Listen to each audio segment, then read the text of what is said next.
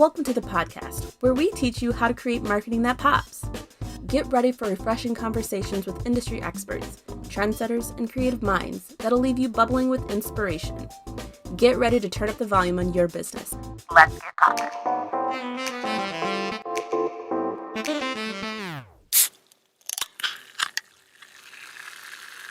Welcome back to Marketing That Pops. I'm Olivia. And I'm Michelle. And today we're going to be talking about influencer marketing. It's a hot topic. Everybody asks about it. I mean, we all know what influencers are, the Kim Kardashians of the world.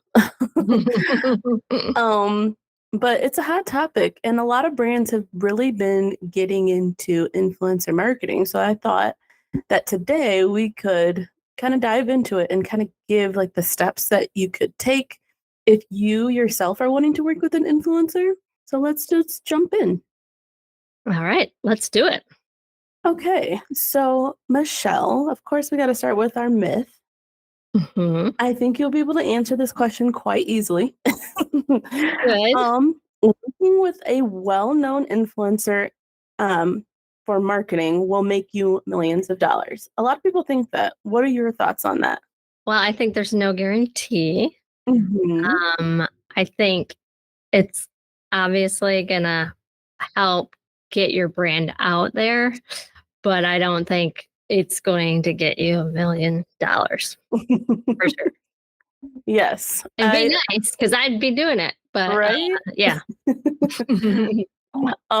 Yeah, so there's no guarantee. I mean, like I said, Kim Kardashian, you could have this great brand, but if it doesn't make sense for her to work with your brand, then you're not going to be hitting the right demographics. And also, it's probably just going to not read well.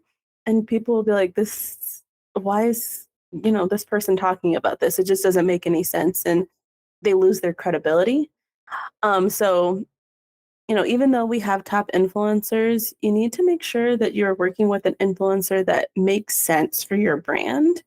And yeah, it might not result in $1 million, but you have to figure out what it is that you are wanting to achieve. So there's a lot of things that you could be going for. Could be brand awareness. You could be trying to increase your social engagements and gain followers. But probably not $1 million. Yeah. maybe thousands. Yeah. It just, and plus there's so many types of influencers. Mm-hmm. And like cost, it's like you gotta figure out like which level do you want of an influencer? Exactly. So I thought today we can break it down and kind of go through like a guide, so to say, of like if you are wanting to reach out to an influencer, like what steps you should take and like what you should be looking for. Great. So you want to work with an influencer. Like I said, you need to figure out what it is that you want to be working on. Like, do you want to build brand awareness? Do you want to strengthen your brand image? Increase your social engagement on social media? All of those things can happen with like working with an influencer, but you need to figure out what is the most important thing for your brand. There's, like Michelle said, there's also lots of different types of influencers that you can work with. So like some that are out there, obviously you can work with a nano influencer, a mid-tier influencer, and a top-tier influencer. And you might be thinking like, what is that? So a nano influencer is someone who has less than like 10,000 followers. I would say that it is more likely, and it's starting to become more prevalent for people to be working with nano influencers just because they have that more genuine connection with their audiences because they're so small. Like they're connected, they're locked in, and their followers are more apt to believe and have that rapport with them because, it's a smaller audience and it's just more genuine. Mm-hmm. So I would like to say that, nano influencers are really on the rise. And then like a mid-tier influencer would be someone where 10,000 to 100,000 followers. So, you're starting to get up there a little bit. And some things that you should be thinking about when you're working with nano influencers is, you could trade a lot more. You could do a lot more of product. That could be the compensation. Whereas when you get into like the mid and top tier influencers, like they are definitely, this is their job. So they are wanting to be fully compensated for their work. Mm-hmm. And then top tier influencers are the ones that are 100,000 followers to a million plus. So the thing about those, as I've said, is just like they might have less of a connection with their audience. They're not as dialed in. So when you're working with those types of influencers, you need to make sure that they are fitting your particular brand, because it's a full gamut that they could be, spreading the word out to. And so you want to make sure that they really match up with your brand. So one thing that you can do to work with this and to kind of figure out, who do I want to work with, is asking when look at the analytics, like who are the influencers your for your business, for your brands. You can do that a couple of different ways. You can do that by, just doing some research through hashtags and like looking to see like what influencers are popping up that have to do with your your products. That's one way that you could go about it. Yeah. What about like if you think that a certain individual could be like an influencer, but don't use your product, then what? Mhm. I think that's a perfect example, Mhm. because it gives you the opportunity to reach out to them and say, "Hey, like I've seen that you've been working with, or I've seen that you've been reviewing, or I've seen you use these other products that are similar to ours. Um, I'd love to send you my product and, have you give it a sort of review or, you know, whatever it might be, write a blog or do a Yeah. post about it." And that's kind of like a good foot in the door opportunity. Right. Right. Yeah. Um, so kind of going back to like the nano followers, like I said, those are the followers that you can kind of get away with, not necessarily get away with, but they might be more apt to do like the trades with products and, maybe some compensation. Um, and so I would just take a look and see, who's out there and who might be of good interest that you might want to use. So, like I said, you can go on social media, search up the hashtags that are relevant to your business, and then from there, you can kind of see.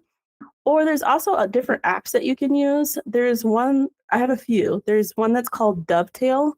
This one is good for finding like Instagrammers and YouTubers. There's this one called Hype Auditor. This one offers a wide range of tools for influencer discovery, analysis, and campaign management. There's Hype Trace. That's good for finding TikTokers. And then on some of the platforms, they actually have a creator marketplace, which is specific just for those platforms. So, like TikTok has one, it's just called the TikToker Creator Marketplace. So, on there, you can actually go and try to find TikTokers who fit your demographic, who might have relevant keywords that fit your business, and you can reach out and work with them through there. Instagram also has the same type of thing. It's called Instagram Creator Marketplace, and you can find Instagram influencers there as well. Cool. So you might be trying to figure out, okay, so I've identified the influencer, or I've seen these other people reviewing products or giving shout outs or whatever have you, but how do I myself take that step? What do I need to do to become have that establish that relationship and also work with these influencers? So, two things. We have a guide that will show you all the ways of how you can reach out and like steps and do's and don'ts of things that you should and should not do when working with an influencer. So we will link that below so that you guys can take a look at that. But I'm also going to go through a couple other ways and things that you can do when reaching out to an influencer. So let's say you're on Instagram. What you could do is you could slide in the DMs. That's an easy way that you could do it. If you do go into the DMs, I would say keep it more casual. You need to make sure that you are meeting the people on the platform that you're on. Obviously, still remain professional, but you need to like match the energy of where you're at. So you could DM. I've seen and heard of people leaving voice notes because it's more real and also authentic, and people can actually see that you're serious about what you're doing. It's kind of like leaving a voicemail for someone. So you could do that. You could also just regularly DM. You can also send an email. So if you go through one of those other platforms, a lot of times they'll have like their information listed and you can email them. So if you do decide to go that route, some things that I would like to say that you should include is obviously introduce yourself, you know, introduce yourself, explain who you are. Um, you should do that first and foremost, and then try to establish a connection. You can do that through, like Michelle said, if maybe you saw them reviewing a product, mention that product in your email when you're reaching out. Like, hey, I saw that you were reviewing so and so's product. I really like that video. And also, it's a nice way to compliment them, that letting them know that you like the content that they're putting out there. And then I would softly explain your pitch. Be clear and concise of, what it is that you're wanting. This is the initial reach out, so you don't want to necessarily bombard them with a lot of information right away. I would just kind of just try to make that connection. So I would highlight some mutual benefits and then offer something unique. Try to figure out what's something that maybe maybe that's out of the box for your business. Um, but the more that you can stand out, the more they might want to work with you rather than another brand. Have you ever had anybody reach out to you to do any type of influencer I actually marketing? have. Yeah. Yeah. I've had some like jewelry brands reach out to me before, and some of them seem a little bit scammy, not gonna lie. Yeah. But I have seen some, and uh like I think my sister also got DM by the same company, and she ended up doing it and they sent her product. So I mean, kind of worked Right. out. It's kind of cool when you actually get to do that. Yeah. I had somebody reach out to me and it was for workout clothing. Hmm. And I was like, dang, maybe I should. Hmm. Basically, what they were saying is just take a picture, like, we'll send you these clothes, you try them on, take a picture, post it on Instagram, tag Hmm. us. And I mean, that I think, like, who wouldn't do that? I mean, I didn't, but maybe I Yeah. should have. But still, it's like, it's kind of a one step to get many people out there posting Hmm. about your product, but then tagging you. So that's kind of a cool way to think about it. Hmm. And like just kind of going back to what I was saying is, like you've gotten reached out and I've gotten reached out by different brands. It's like you need to make sure that you are not coming across as scammy to these people, because I'm sure that a lot of people also get reached out to and offered things. So any way that you can make yourself seem more credible, that's what you should do. So including your email or different ways that they can contact you, just to like make sure that people know that no, I'm a real person. This is a real offer that we're trying to do for you. Right. Yeah.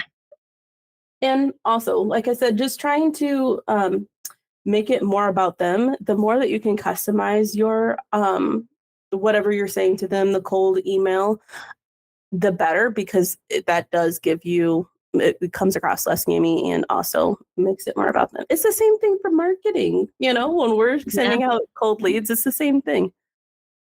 Yeah, we don't Um, want them to seem scammy. We want no. them to seem authentic, real, Hmm. quality. Absolutely. Yeah.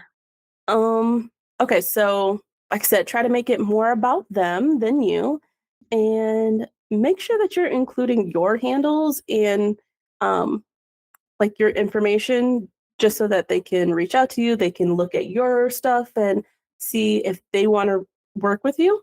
And I mean that's probably the best way. Yeah. Yeah. And like including that like in the message, right? So it's easy. So they don't have to go search for Hmm. you and that it's like right there. They can just click it and go, what is their website? Yeah, Um, so forth. exactly. So let's say, okay, we've gotten the email, we've sent the email, we've gotten a good response. They're like, yes, I'd love to work with you. I've seen your products. Yes, let's move forward. So the next step would be to try to figure out what it is that you are wanting from this influencer. So is it that you like the posts that they're doing? Do you want them to make a more of a long format type of content? Trying to figure out what that is before you go and ask the influencer. Obviously, there's something about the influencer that you like. You like their content. So also giving them the opportunity to still have that creative control is important because, that's how you're going to get that unique content.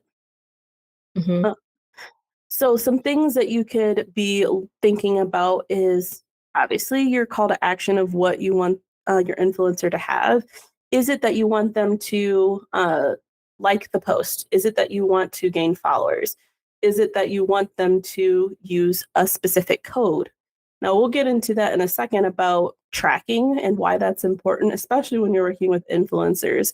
Um, but it could be that using the code, saving for later, or sharing with a friend.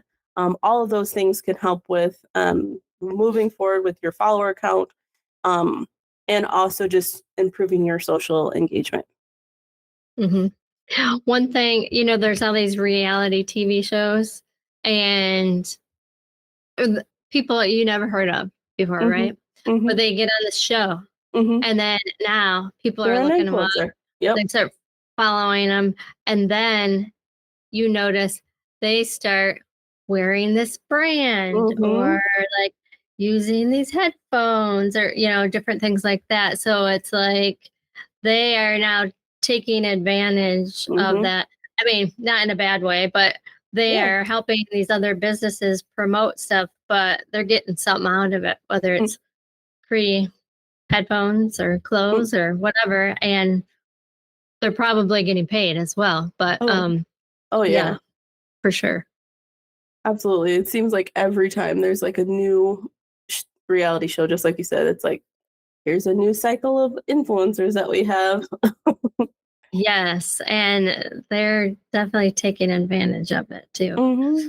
Yeah. And it's nice because, like, even with like those reality stars, you get to like actually see these people. I mean, it's a reality TV show, but you do get to like see their style. You get to see how they talk. And so then when you start following them on social media, it's like kind of like an extension of that reality TV show. And so I do see that, those types of influencers, I feel like they can go farther because they've already captured people's like hearts and minds with like their story on the reality TV show. So that's something to think about if you are a brand. Um, Maybe you might want to work with a reality TV show star. Yeah, and even if it's like one that's maybe not getting as much activity, Hmm. then and if your budget is real low, Hmm. could they, because Yep. I know like one of them like tagged us on something. I can't remember. I think it was like a Love is Blind Hmm. person or something, but it's kind of cool to have them like our stuff. Yeah. Because we are connected to Love Is Blind. We love it. Love is Blind. Yes. Don't get me going on a tangent. Oh, we have time for a tangent, Michelle. Oh my gosh. Um, I've been watching Love Island. Okay. Hmm. Are you Like watching the I American am, version? yes, I'm Okay. like hooked on this one. One, I love Vanderpump Rules, and the poor Ariana thing. Like, I feel so bad for her. And well, she's the host. Oh So yeah. I had to watch it because Mm. she's the host. And oh my goodness, it's juicy. There's Oh yeah. lots of drama going on. Yeah. It's always so interesting just to like watch those reality shows and then you like look them up on Instagram and you can just see like their follower count like increasing like with every episode that comes out. Oh yeah. And then these people that get kicked off, they go out and then they're like, here's the real story. Uh-huh. This is what really is going on behind the scenes. Mm-hmm. Let me tell you. And then it's just like, like people are just like, what? Really? Yep. So they want to know. And it's like, woo, That's juicy. that's interesting. I was actually just on I think it must have been on TikTok or Instagram the other day, and I was watching this other reality TV show. Clearly, we're just all about them. But it was called Perfect Matches on Netflix. Yes, I And watched that. did you? Okay. Mhm. So there was this one girl, I can't even think of what her name is. She had long blonde hair. Um, I think she was matched with the Jazz? drowsy. Oh, Uh, Jazz. Oh, no, Jess was with him, I believe. Yeah, she was matched with him before Jess was. But she had this cute like necklace. And then I saw that this girl, it was like a Prada necklace, and there she was like searching the internet trying to figure it out just because she saw it and she liked it. Like, I mean, what an idea there. And so she figured out a way to like recreate the necklace and then she made this whole video about it. If I was Love is Blind, I would be trying to like post that and like try to get a collaboration. You know what I mean? It's like there's so many different ways that you can kind of go about stuff. And just her seeing somebody on TV and what they're wearing, Yeah. she wanted to recreate that.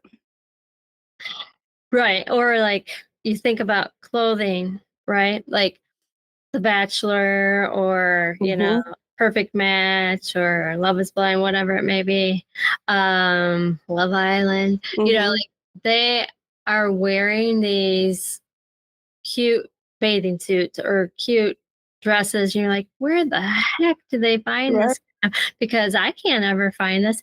And then after they'll go on and they'll post, here's like, Mm-hmm. where I got this dress, or here's where this is my go-to for bathing suits, blah, Yeah. blah, blah.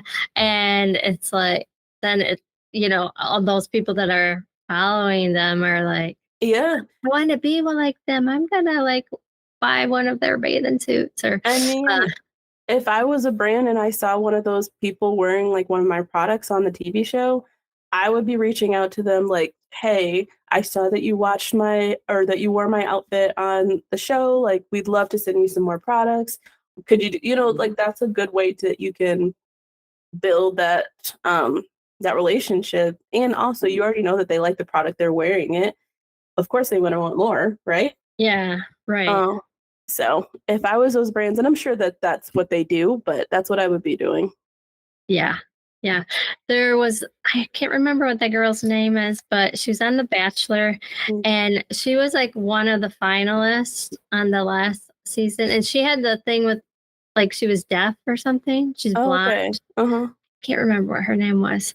But I follow her and she posted a lot of stuff like that. Like sitting on the edge of the pool in this cute bathing suit. And I'm like, oh, that's really cute bathing suit. And then like she's like, yeah, I got this bathing suit from this store, blah, blah, blah. So Mm-hmm. what do? I go follow that store, and Yep. hey, wonder how much those are. Yep. So that's just, That's how we this get is a whole new influenced. world, it's so different now.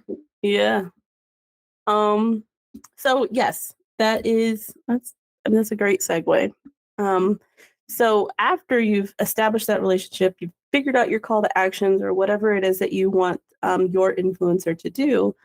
The next thing is obviously you got to talk about compensation. So is it going to be that you're going to send them products? Is it that maybe you want to do some ad spend? So it could be that maybe they have a post created or you want to have them do a social post and then you yourself want to use that for like ads. And that's going to give them exposure as an influencer, and also that's going to help you as a brand. So that's another way that you could go about it. And then obviously just like regular compensation is also um, a way that you can go to. Now, if I'm a marketing manager thinking about influencer marketing, hmm what type of budgets do I need to think about, hmm like for each of those different categories? So it depends. Like a lot of these influencers, they'll have rate cards that they have. So when you are asking or you're in the middle of emailing back and forth, they say that they want to work with you. It's not very normal to ask for their rate card, and they can send that over to you. Another thing that you should be asking for is their analytics, so that you can make sure that first of all they're getting good engagement, and also that they are in the right target audience for you. Because those are the things that you need to know for sure for marketing, and also to make sure that that's where you want to spend your marketing dollars. Mm-hmm. Yeah. So I would ask for those rate cards, and then also I would figure out, if it's going to be based on your products, figure out what that budget is based on. Okay, I'm going to send them 2 bathing suits. Like, how much is that cost plus shipping? And then how much is a good return do I need to get in order to make this quantify for a good ROI? Mm-hmm. So yeah. Yeah.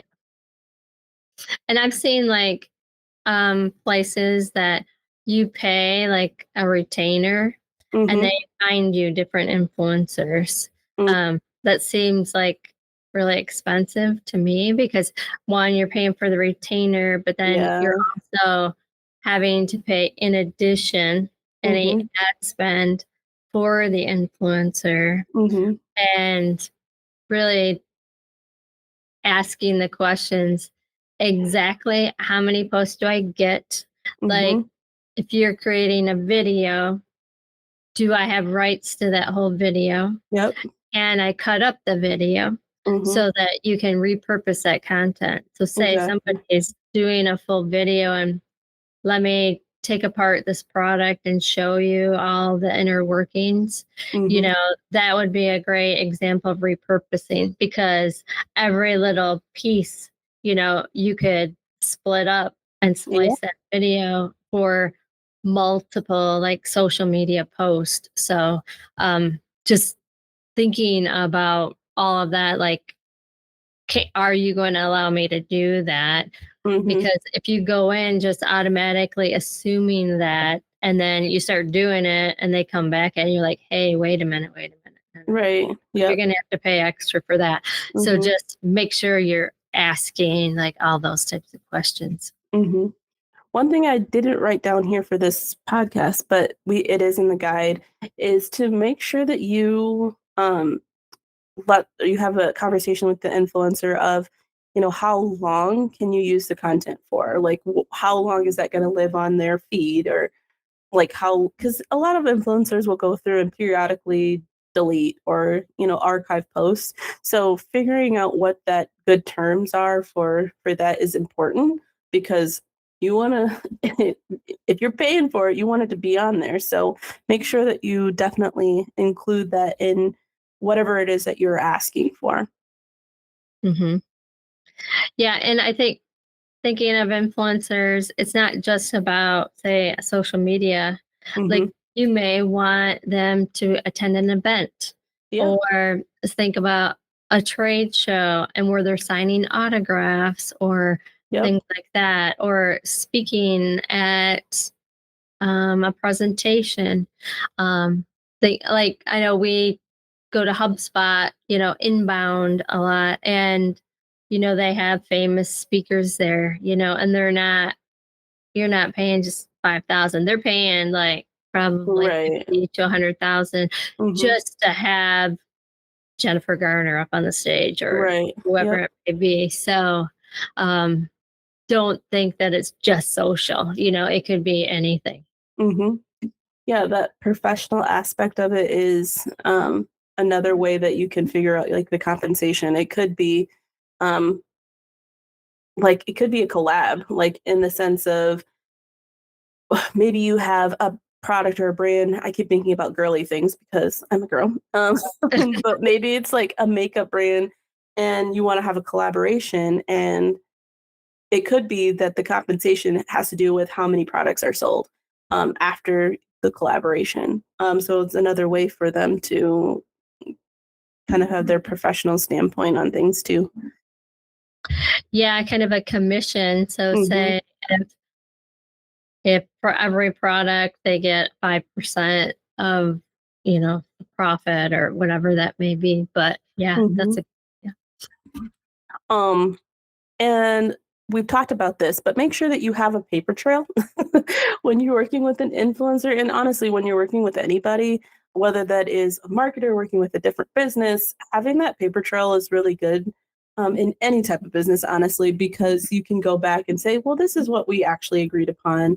Um, and a paper trail doesn't necessarily have to mean physical paper. Like it could be like an email back and forth, but making sure that you have that so you're covering your own bases so that you can make sure that everybody is on the same page of the requests. So, Yeah. Sign a contract. yeah. Yes. Yeah, for sure. That's important. So a lot of people ask, like, how can I quantify or how can I make sure that what this influencer is doing is actually bringing me money? Obviously, you can tell with your sales if things are, going up, but you need to go take that a little bit further. So there's different tools that you can use, like UTM links. UTM links are perfect for working with an influencer because basically what that is it's a customized code that you can make specifically for your influencer. So let's say you're working with somebody and they're writing a blog post for them. You can give them a specific UTM link. So if someone clicks on that, you know exactly where that audience is coming from. And it could be from your influencer. We use HubSpot to create our UTM links. There's lots of other places that you can use to create UTM links. I think it's called like special promo codes you can, or something like that you can do. Um, but you can also use special promo codes for your influencers. So a lot of times when you're looking on TikTok and they're saying, oh, use my code below for 15% off. Those codes are specific to those influencers so that they can, go back and see in their sales of how many people use this code. And, you can really see, oh, working with this influencer really brought us in of this large amount. Well, while working with this other one, maybe it didn't work out. Maybe their demographic didn't work so well. So it's a good way to test and also see what influencers work best for your company. Right. Google Tag Manager is another place that can help like track, and like you brought up landing pages too, you could have a different landing page for each platform that they post on. So say for Instagram, one for Facebook, one for TikTok, whatever. And then, track that way, because reporting is really important too. Like at the end of, okay, we just spent 15 grand. Yes. Like, where's the ROI? Like how many clients did we things like that. So really important. Don't forget to track. Yes. We always say this every time. It did a bit. Say we have to come up with a cool name for it. Track. Yeah. I mean, it really doesn't matter which method you're using for marketing, whether it's influencers, whether it's just doing Google ads, whether it's, social ads, whatever it might be, you have to track. You can't see where you're going. You can't see if what you're doing is working without tracking. So you must track. So those are some good tips, and there's even more in our guide. There's some do's and don'ts with working with an influencer. So make sure that you guys download that so you can get our full guide. There's also a template in there of a cold call email that you can use. You can just kind of plug and play and use that for reaching out to your preferred influencer. Yeah, So awesome. If you one have thing, questions too, like about influencers, feel free to like reach out to us too and say, hey, I heard you on the podcast and hmm I had a question. What do you think about this? Definitely absolutely. be open to chatting with you. Yes. So I would like to quickly just talk about a couple of campaigns or like just different people who've been using influencer marketing that I've seen, and it's definitely worked out really well for them. One brand that I know for sure has used influencers is Gymshark. Are you familiar with Gymshark, Michelle? No. It's like a workout brand, like clothing apparel, and they use a lot of influencers, and there are certain influencers that they've worked with where their collections just they sell out right away. So people love to buy products from their people that they feel like, oh, this I know this person's been working on it for this long, and I know their collection's coming out. Like I have to have it. Like there's so many different ones that I can think of. There's this other girl who just came out with a sunglass collection, which her collection sold out within 4 minutes. I think it's called Desi sunglasses. So working with influencers can definitely impact your brand if you do it in a way that you can connect with your audience. And also just think about that creative aspect. Like maybe it is like you're showing that whole creative journey, like working with the influencer. Like maybe they're like, oh, I have this collection coming out. Like here's some samples that I've been working with. And I think people love to see any type of behind the scenes action that they can. So think about that if you're working with a influencer. And then lastly, Michelle, do you remember like it was kind of like in like the late 2010s of how like the YouTube beauty community, how they started coming out with all these collabs with different makeup brands. Do you remember that? And there was all this drama with like the makeup people. No, I don't. I mean, I don't know if that's what you're referring to, but like certain models, like maybe it's Maybelline, like the big models that are like really well known and then they like jump on that bandwagon. I don't know Yeah. if that's the same. I mean that too, but what I'm talking about is there's it was crazy, especially in the YouTube world because um especially in the early 2010s, it was like nobody knew how to do any makeup. And so girls would go on YouTube and they would make these YouTube videos of like, this is how I get my perfect wing liner or whatever. They would show how to like make these makeup looks. And these brands, these makeup brands, they really started to catch on to see like they're using my products. Like, let me send you new products. And I feel like that was really how the surge of PR, like sending them like promotional products, really getting got started. Um, and there was like a couple of people that were really pivotal in the beauty community, like Jaclyn Hill. She was like one of the big YouTubers, and she worked with this Becca Cosmetics, and then she came out with this highlighter called Champagne Pop, and it would sell out every time. And then she ended up going and trying to like make up her own makeup brand, and then there was a lot of controversy that happened with that. And sometimes there can be when your credibility with an influencer starts to diminish. So you got to keep all of those things in mind when working with them. But I'm sure other people know what I'm talking about with those YouTube gurus. It was crazy. Yeah.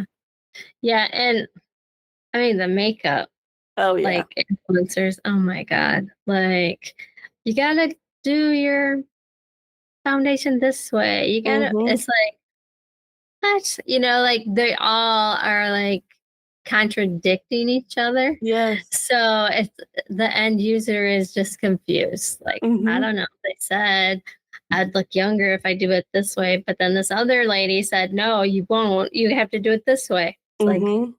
ah, Yeah, and okay. then like there'll be like influencers like if they get the same PR package and like one person's like, "Oh, I love this product, I love this product," and then everybody else is saying that they don't like, and they're like, she clearly got paid to say that she liked this product. So you got to be careful when you're working with, influencers, and making sure that they also like your product.